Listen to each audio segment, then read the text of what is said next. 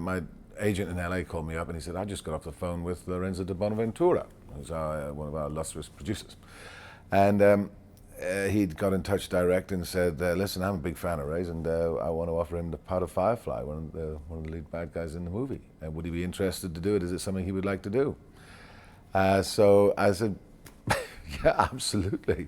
You know, it's a very interesting genre to get involved in, a very interesting character. So that's literally how it came up. It was just one of those manna from heaven sort of things. We Skyped each other. It was the first time I ever saw or talked to John.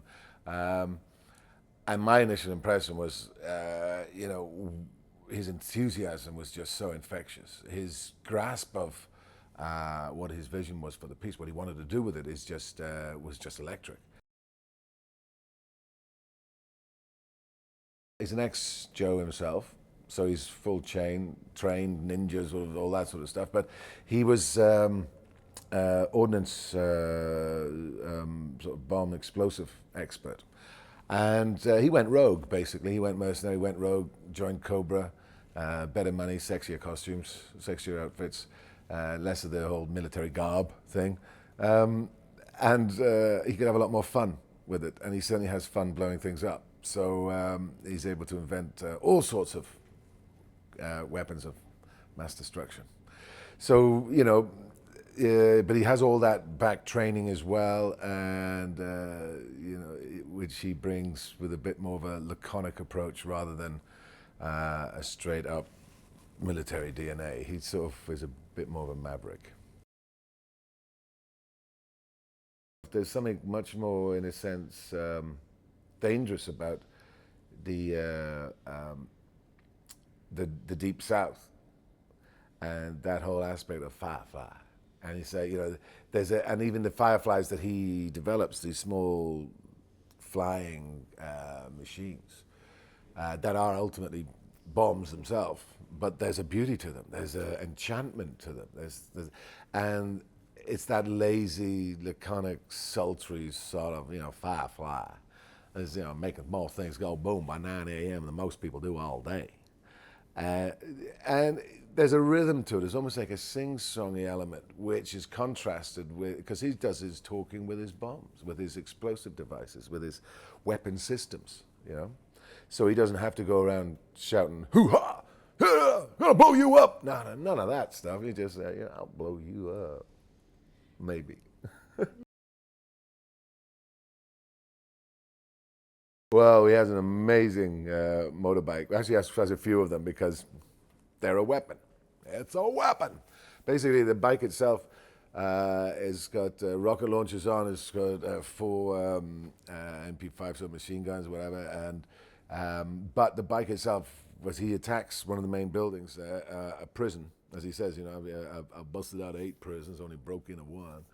But he basically rides his bike towards a ramp, explosive front gate, but launches the bike in mid, and while it's in midair, he is hoisted off by a parachute, and the bike itself splits into 4 or more main parts, which are all 500-pound bombs. The whole bike is basically made of these huge weapon systems, and the whole bike then, boom, the whole thing is gone, and he's down on the parachute, boom, parachute's off, and his guns are out.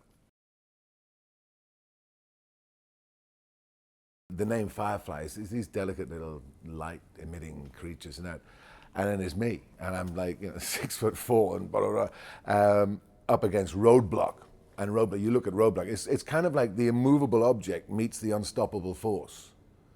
And either one could be either or. And we get to see each other eye to eye, at eye level. He's not hitting up on, he's not beating down sort of little Firefly, little cheeky chappy sort of thing. It's Firefly's, you know, he's a big weapon of mass destruction. So pitting these two together is great. The fights are so intense and so full on. These are big guys going at it, and you feel the walls shake when they hit each other, and the ground. It really is an explosive, and because they're so trained, and obviously Firefly's ex-Joe trained as well. All that stuff is in there, the quickness and the power of it.